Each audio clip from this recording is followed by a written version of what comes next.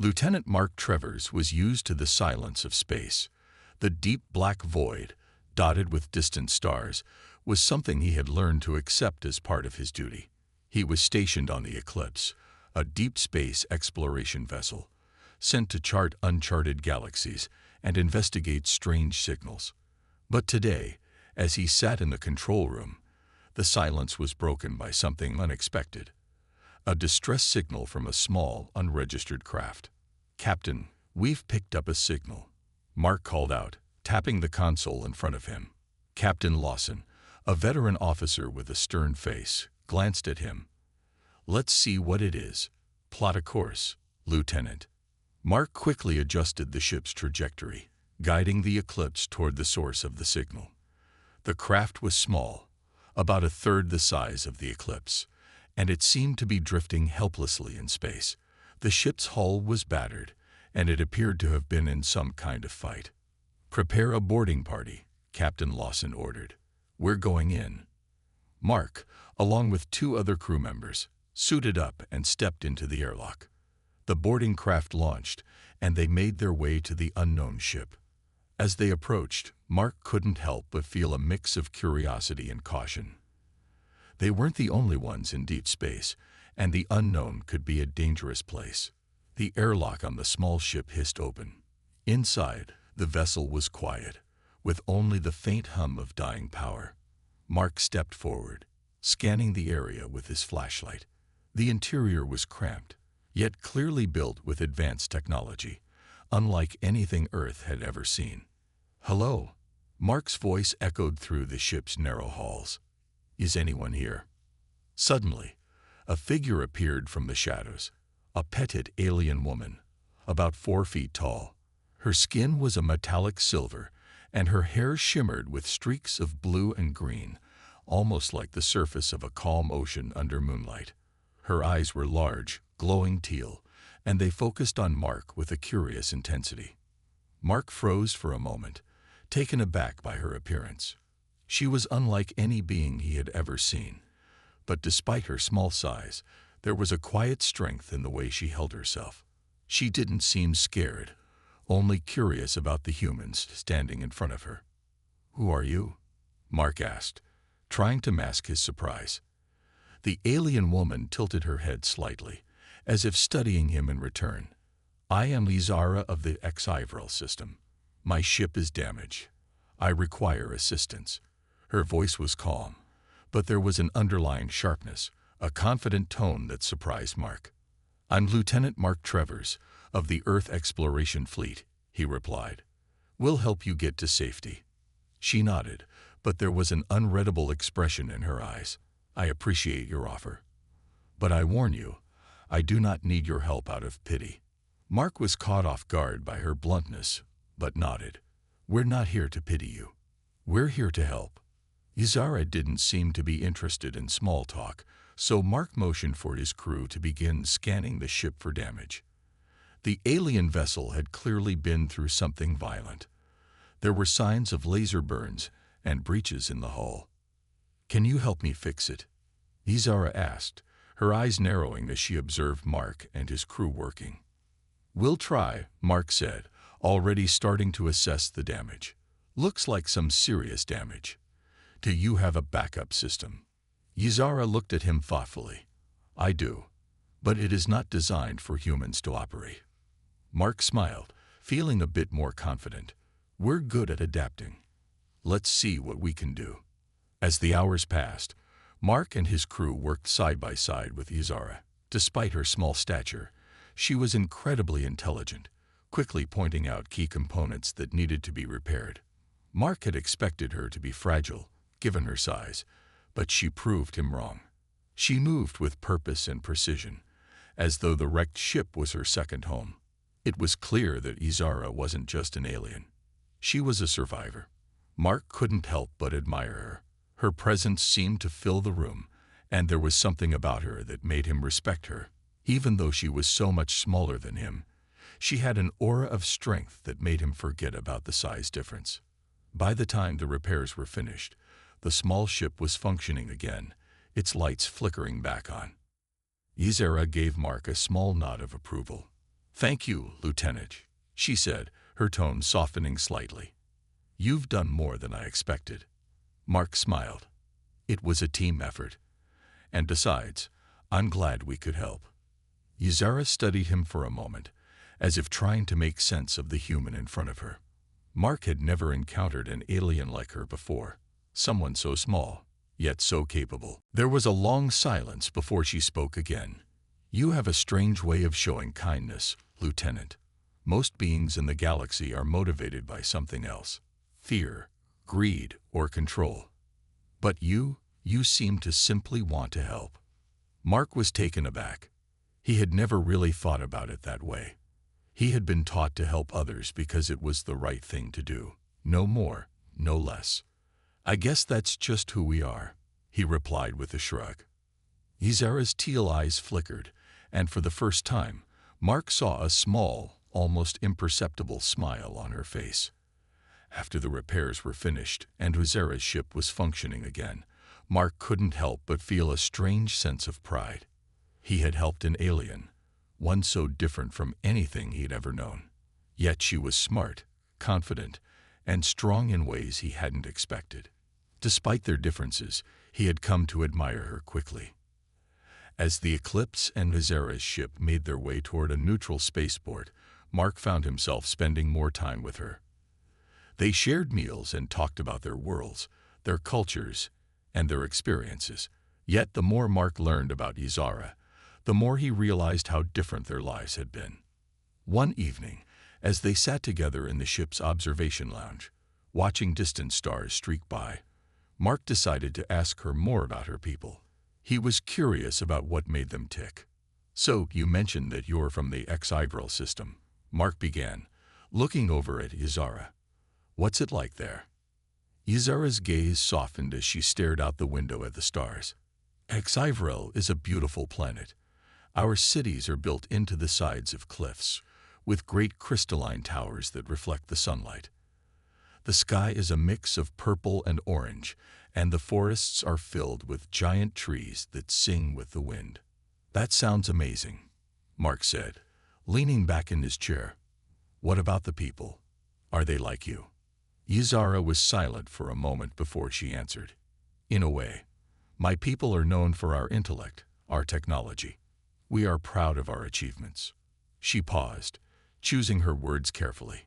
"But we also have strict traditions. HFY is not open to other species." Mark frowned slightly. "What do you mean by that?"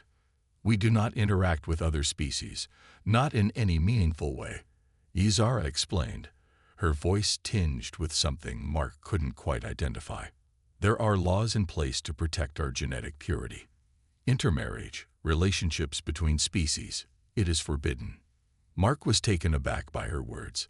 He had heard of strict rules on other planets, but he hadn't expected them to be so severe. "That seems harsh. What happens if someone breaks those laws?" Ysara's eyes flickered with a hint of sadness. "Punishments are severe. It's not something we speak of lightly. I have been trained to follow these traditions my entire life. It is expected of me, just as it is of every HFY." Mark didn't know how to respond. It was hard to imagine a world where love and relationships were so restricted. He glanced at her, noticing the sadness that seemed to linger in her eyes. She was a strong, intelligent being, yet this tradition had placed a heavy weight on her shoulders. "But you don't agree with it, do you?"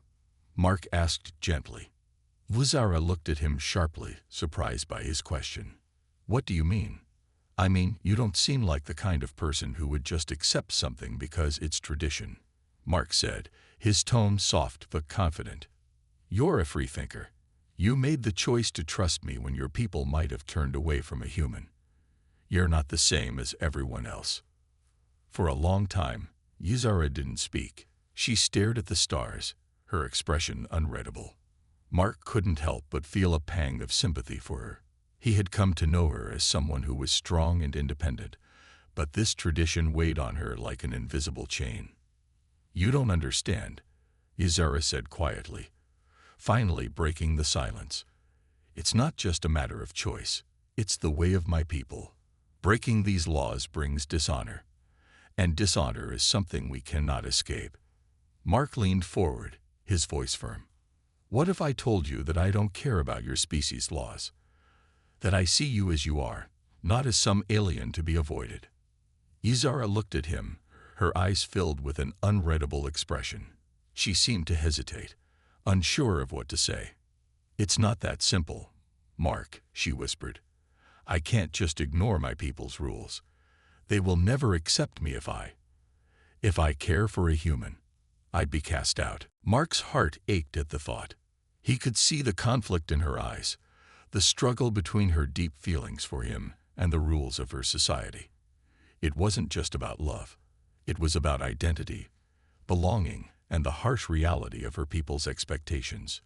I understand, Mark said quietly, his voice gentle. But what if you didn't have to choose between us and your people? What if things could change? Izara shook her head slowly. Things like that don't change, Mark. Not easily. Not when the whole of our society is built on centuries of tradition. The silence between them grew heavy, and Mark felt a sense of helplessness. He wanted to convince her that they could find a way. That size, species, or culture didn't matter in love. But he also understood that breaking away from tradition was never simple, especially when it came to something as deeply rooted as the values of an entire species. But Mark wasn't ready to give up. He had to believe that love, true, honest love, could overcome anything. He just needed to prove it to her. Maybe not now, Mark said after a long pause. But I'll be here. I'm not going anywhere, Izara. She glanced at him, her teal eyes searching his face. For the first time, Mark saw a flicker of hope in her gaze, a tiny spark that made him believe they could make it work. Maybe, just maybe, size didn't matter. Not when it came to love. As the days passed, the journey to the spaceport continued, but an uneasy tension hung in the air. Mark had noticed that Izara was quieter, her thoughts far away. She had spent much of her time in her quarters, and whenever they spoke, her eyes held a distant sadness. Mark understood that she was still struggling with her people's traditions, and though he wanted to help her, he didn't know how.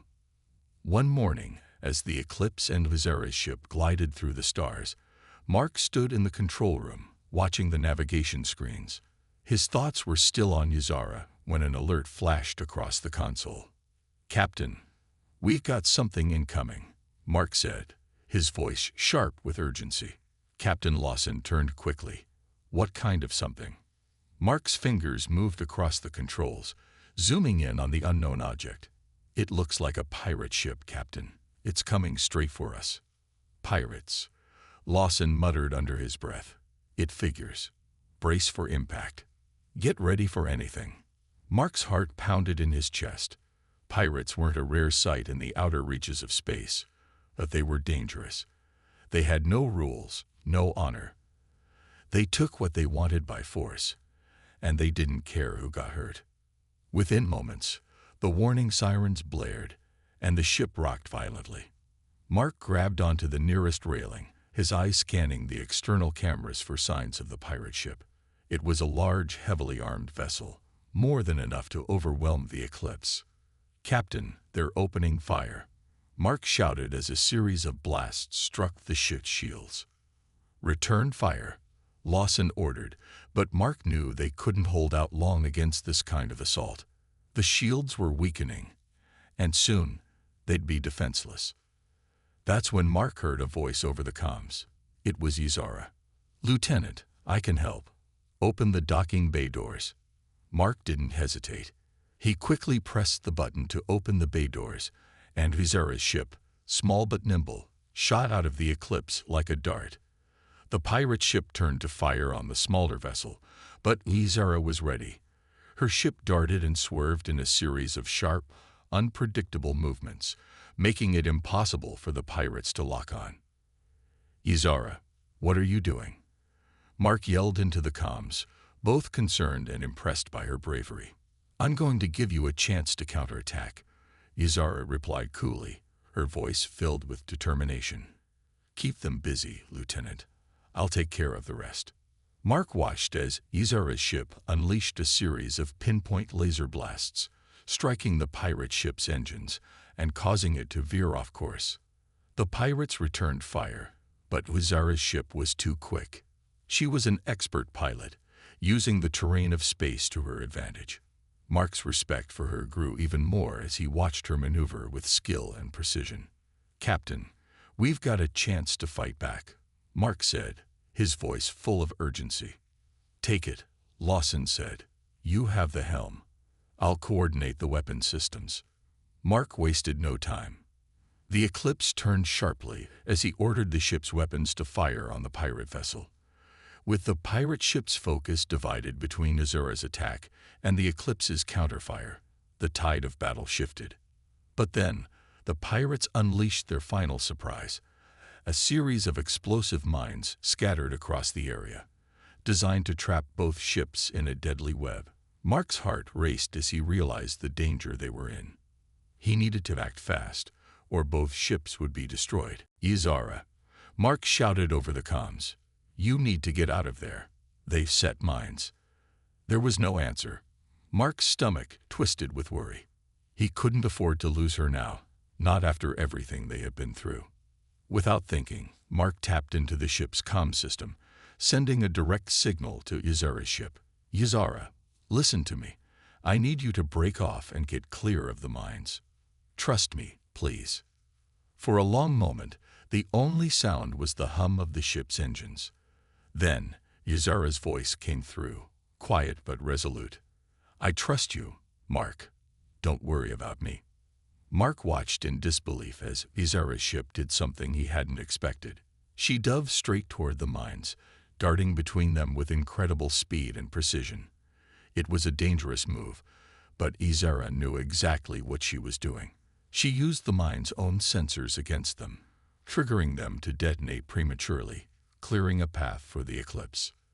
The explosion rocked both ships, but the pirate vessel was caught in the blast. The minefield was cleared, and the pirate ship's engines exploded in a fiery burst. Mark's heart raced with relief as the battle ended. As the smoke cleared, Mark's comms crackled to life once more. "I told you I could handle it," Izara said, her voice carrying a hint of pride. Mark let out a long breath, his chest still tight with adrenaline. "You're incredible." Izara's voice softened, and for the first time, Mark heard something else, something more personal, almost warm. "Thank you, Mark. I couldn't have done it without you." Mark smiled, his heart beating faster for another reason now. He had seen Izara's strength before, but today she had truly proven it. He couldn't deny it any longer. He cared for her deeply. No matter their differences, no matter what her people believed, he was ready to fight for her. After the pirate attack, the Eclipse and Izara's ship finally docked at a neutral spaceport. The crew was exhausted, but grateful. The battle had been intense, but thanks to Izara's bravery and quick thinking, they had emerged victorious. Mark couldn't help but feel a surge of admiration for her. She had risked everything to protect them, showing that her size had nothing to do with her strength. And yet, in the quiet moments after the battle, Mark began to realize that something else was growing between them, something deeper than admiration. He couldn't deny it anymore. He cared for Izara in a way that went beyond friendship. As the crew disembarked from the ship, Mark glanced over at Izara. She was standing by the docking bay, watching the busy spaceport below. She seemed distant, lost in thought. Mark hesitated for a moment, then walked over to her. "Izara," he said softly, his voice carrying a warmth he hadn't meant to show. "Are you okay?" Izara turned her head slowly, her glowing teal eyes meeting his. She didn't speak right away, and Mark could see the conflict in her gaze. It was clear she had been wrestling with something deep inside. "I'm fine," she said quietly, though her voice lacked the usual strength it carried. "I've had worse battles, but this one, it feels different." Mark stepped closer, his heart racing. He knew exactly what she meant.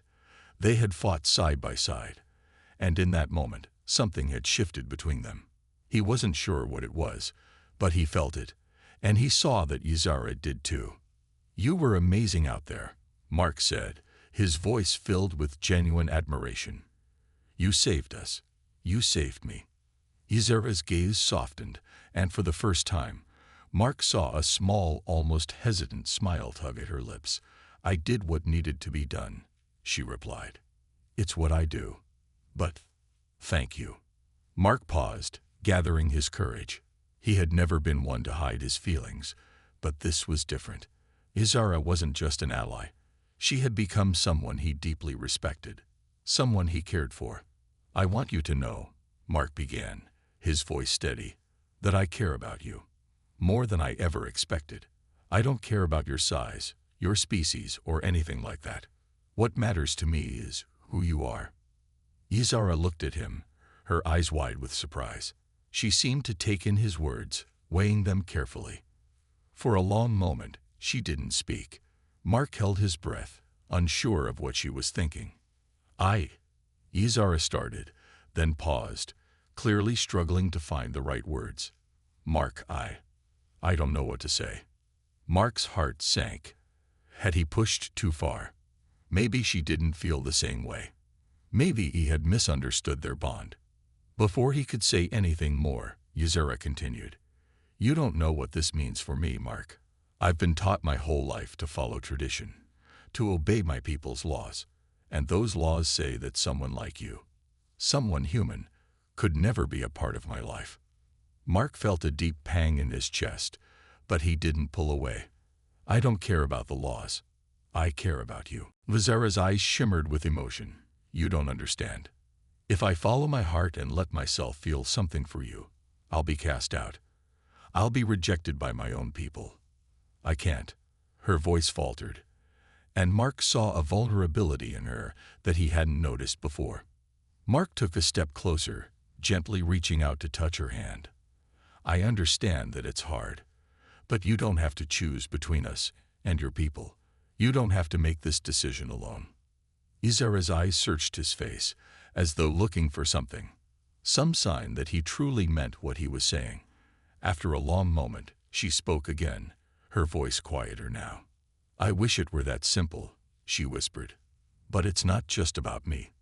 It's about everything I've ever known. Everything I've been taught to believe." Mark nodded, feeling a weight in his chest. "I don't want to ask you to change your whole life for me. I just want you to know that I'll be here for you, no matter what." Ysara looked down at their intertwined hands, her expression softening. "I don't know if I can break away from everything I've been taught, but I don't want to lose you either." Mark felt a wave of relief wash over him. "You don't have to choose right now. We can take this one step at a time." Ysara nodded slowly, her fingers lightly brushing his.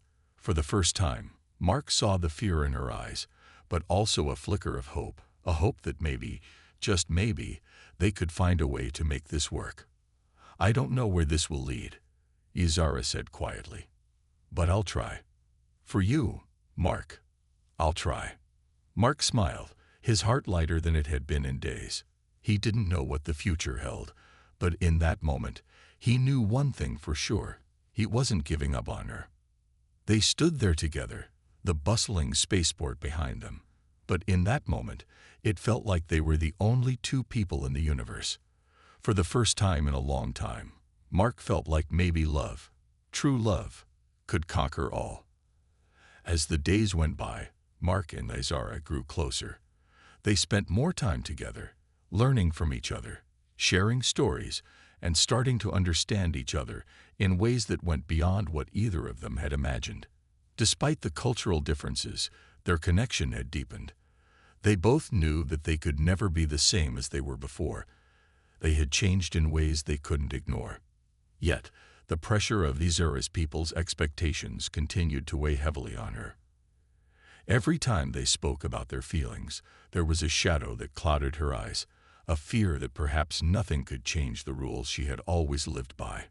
One evening, as the Eclipse prepared for its next mission, the crew gathered in the lounge.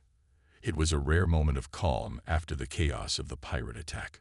Mark and Ysara sat together at a table, enjoying a quiet meal. But Mark could sense that Izara was lost in thought again, her mind miles away. "Izara," he said softly, "I know this is hard, but we're in this together. You don't have to carry all this alone." She looked at him, a faint smile on her lips, but there was a sadness in her eyes. "I wish it were that easy, Mark. You don't know how deep the traditions go. If I let myself feel too much, it's dangerous." Mark reached across the table, gently taking her hand in his. "You don't have to break everything in one go. You just have to take one step at a time.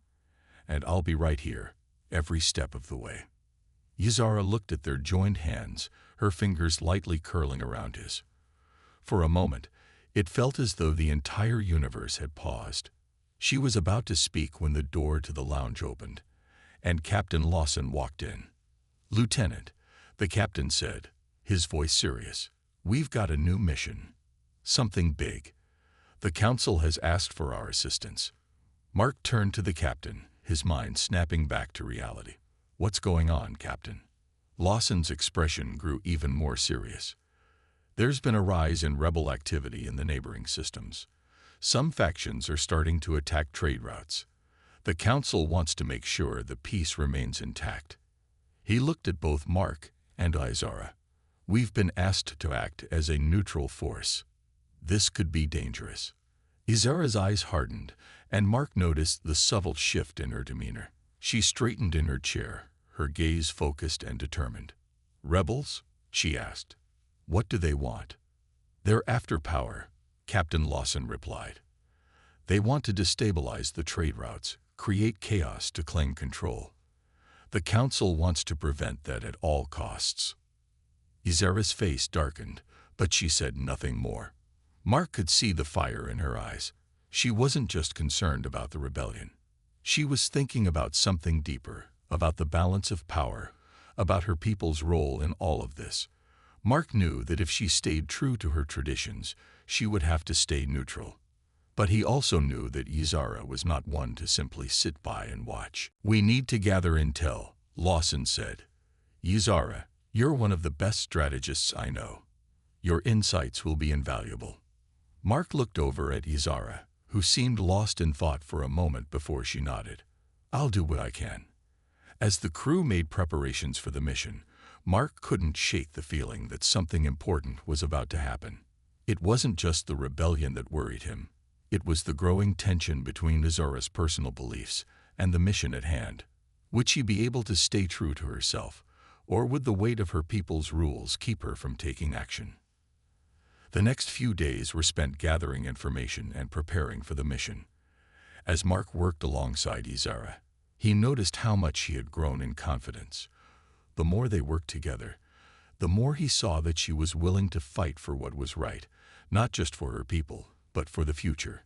He had seen her hesitate before, but now she seemed determined, ready to face whatever came their way. One night, after a long day of planning and strategizing, Mark found Izara sitting alone in the observation deck, staring out at the stars. He walked up quietly, not wanting to disturb her, but when she turned to see him, she smiled. "Couldn't sleep?" Mark asked gently, taking a seat beside her. Izara shook her head. "I've been thinking. There's so much at stake, Mark. My people, the council. I don't know if I can walk the line between loyalty and what feels right." Mark's heart ached for her. "You don't have to walk that line alone, Izara. You can trust me. I believe in you." Izara's eyes met his, and for a moment, the universe seemed to hold its breath. She looked at him with something soft in her gaze, something she hadn't shown him before. "I don't know what will happen, Mark," Izara said quietly. "But I want to try. I want to be with you, no matter the cost." Mark smiled, his heart soaring at her words. "You don't have to try alone. We'll figure this out together." Izara's hand found his once more, her fingers curling around his with gentle strength. "Together," she repeated, her voice steady and filled with conviction. In that moment, Mark knew that no matter the challenges ahead, no matter the rebellion or the pressure from her people, they would face it side by side. They had each other, and that was all that mattered. The mission was set in motion. The Eclipse had been ordered to travel to a neutral space station on the edge of the system, where a group of rebel leaders were rumored to be planning their next move. The crew was prepared for the worst: an ambush, a fight, or worse, a betrayal. Everyone knew the stakes were high, but for Mark and Izara, this mission was personal. It was about more than just stopping the rebels. It was about finding their place in the universe together, despite the barriers that separated them. As the ship neared the station, Mark couldn't shake the uneasy feeling in his gut. He knew that Izara was carrying more than just the weight of the mission on her shoulders. She was also fighting her own inner battle. Every decision she made, every action she took, was colored by the expectations of her people. She had told him that her people would not approve of a relationship between them, but he couldn't understand why that should matter. All he cared about was the person standing beside him. Izara, too, had been quiet during the journey.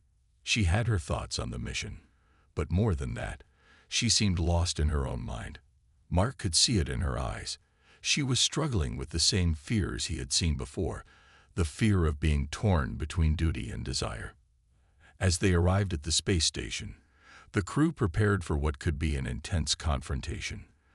The station was a hub of activity, with ships coming and going, and traders and diplomats mingling in the bustling halls.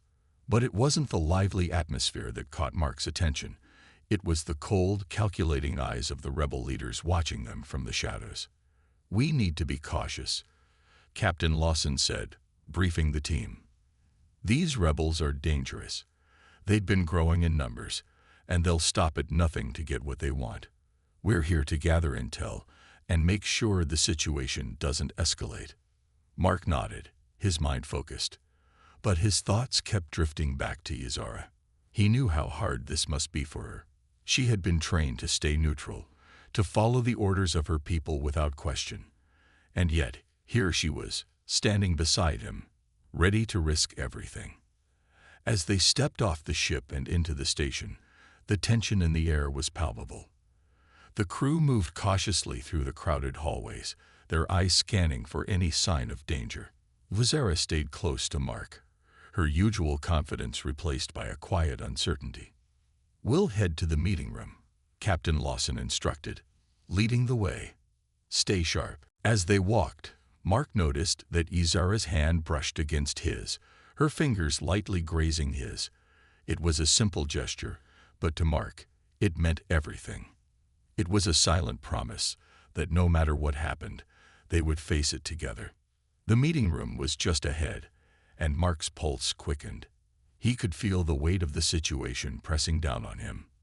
They were about to meet the rebel leaders, and he knew that this could go in any direction. Would the rebels cooperate, or would they fight back? And what role would Izara play in all of this? When they entered the room, the rebel leaders were waiting for them. There were 5 of them, men and women who looked as if they had seen countless battles. Their faces were hardened, their eyes cold. It was clear that these rebels were not afraid to use force to get what they wanted. "Captain Lawson," one of the rebels said, his voice smooth but filled with hostility, "I didn't expect the Eclipse to show up. What do you want?" Lawson stepped forward, his posture stiff and authoritative. "We're here to talk, not to fight. We want to know what you're planning and why you're destabilizing the trade routes." The rebel leader sneered. "You're just another pawn in the Council's game. You think you can stop us? You can't. We're fighting for our freedom." Izara stepped forward, her voice calm but firm. "Freedom doesn't come through chaos. You're risking the lives of innocent people, including your own." The rebels turned their attention to Izara, and for a moment, Mark could see the flicker of surprise in their eyes. They hadn't expected someone from Izara's people to speak out against them. One of the rebels, a tall woman with sharp features, narrowed her eyes. "And what do you know about freedom, little one?" Mark's heart skipped a beat.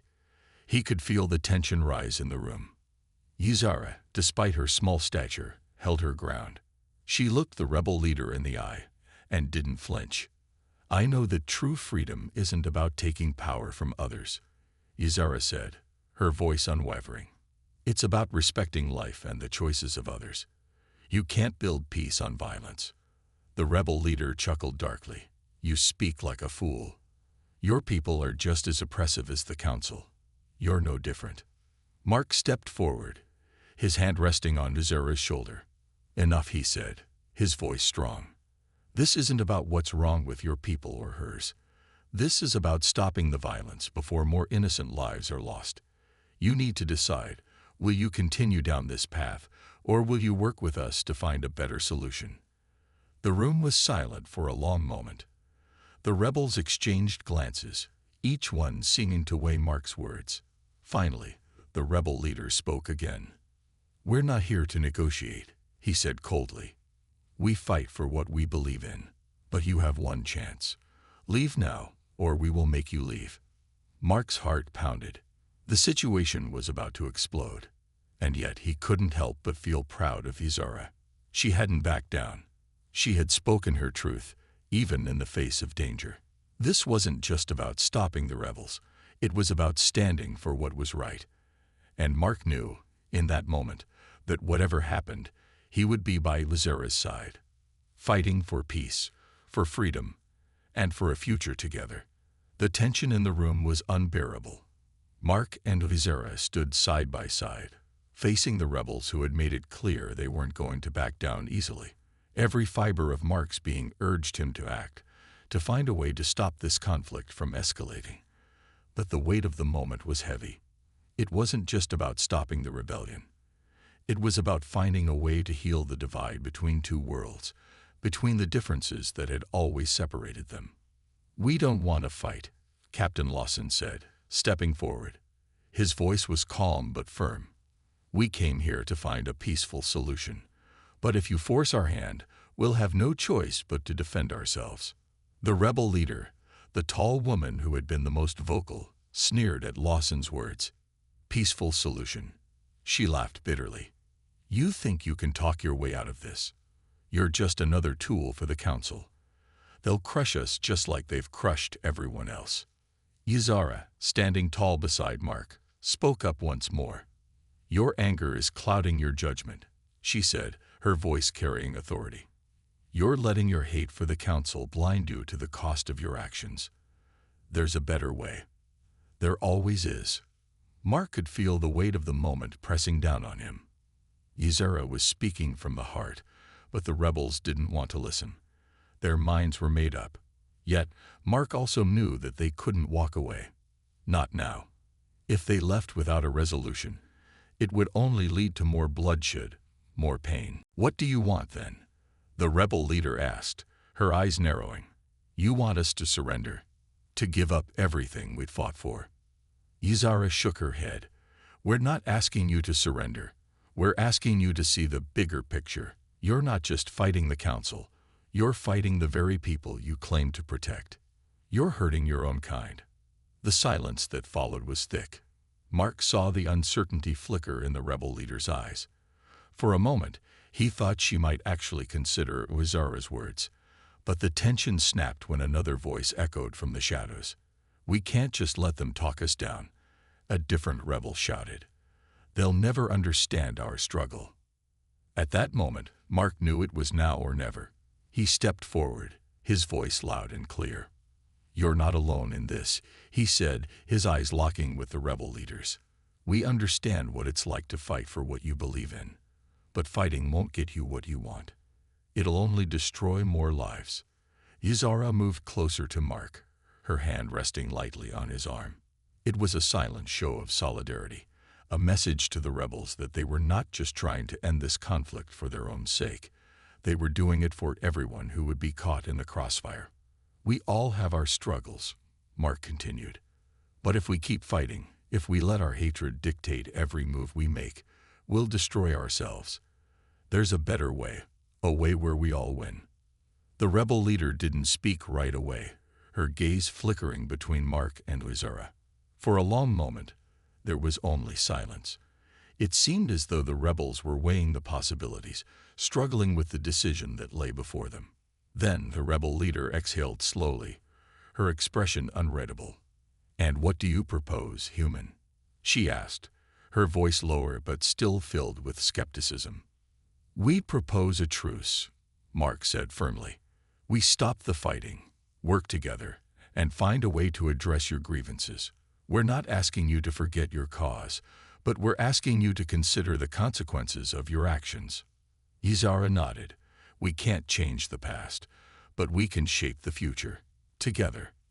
The rebel leader looked away, lost in thought. Mark held his breath, hoping, praying, that they could find a way to make this work. It wasn't just about stopping a rebellion. It was about showing that unity was possible, even in the most divided of circumstances. Finally, after what seemed like an eternity, the rebel leader spoke again. "You're asking for peace," she said, her voice softer than before. "I don't know if I can trust that, but I'm willing to listen." Mark's heart skipped a beat. It wasn't a victory yet, but it was a step in the right direction. Captain Lawson, who had been quietly watching, nodded. "Then let's talk. Let's find a way forward." The room was still tense, but the air had shifted. There was hope, a spark of possibility. It wasn't the resolution they had hoped for, but it was a beginning. The rebels weren't ready to lay down their arms just yet, but they were willing to listen. And in that moment, Mark realized something important. This was just the first step. It would take time, but it was a start, a chance to build bridges instead of walls. As the crew and the rebels began to discuss terms, Mark turned to Ysara, his heart full of pride. She had stood by him, never backing down, never compromising her beliefs.